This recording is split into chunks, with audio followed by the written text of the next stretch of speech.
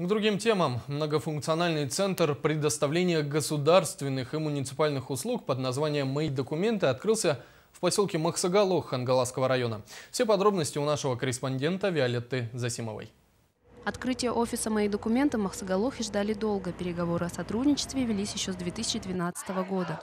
Ранее жители поселка были вынуждены ездить в Покров для подачи и получения документов. В прошлом году, когда открывали Покровский, я с завистью смотрел, что в Покровске есть такое учреждение, что для населения теперь спектр услуг очень широк.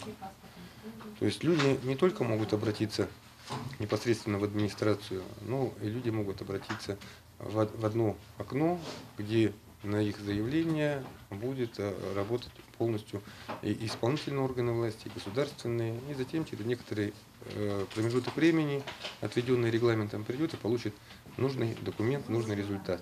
Офис «Мои документы» в Махсагалохе 19-й по счету центр предоставления государственных и муниципальных услуг, открытый на территории республики. Ребрендинг системы МФЦ связан с тем, что Якутия вошла в пилотный проект Министерства экономического развития Российской Федерации по переходу наименования «Многофункциональный центр» в офис «Мои документы».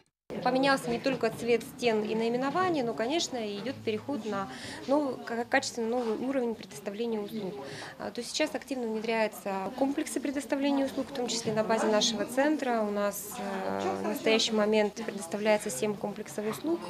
Это услуги и для предпринимателей, и комплекс рождения ребенка, и для ветеранов, и для многодетных семей и так далее.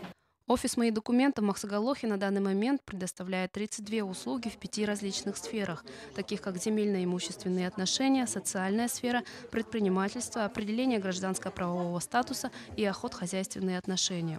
Перечень услуг со временем будет только увеличиваться, и к концу 2015 года ожидается предоставление населению до 80-90 наименований услуг. Виолетта Засимова, Александр Юрков, НВК «Саха», Хангаласский область.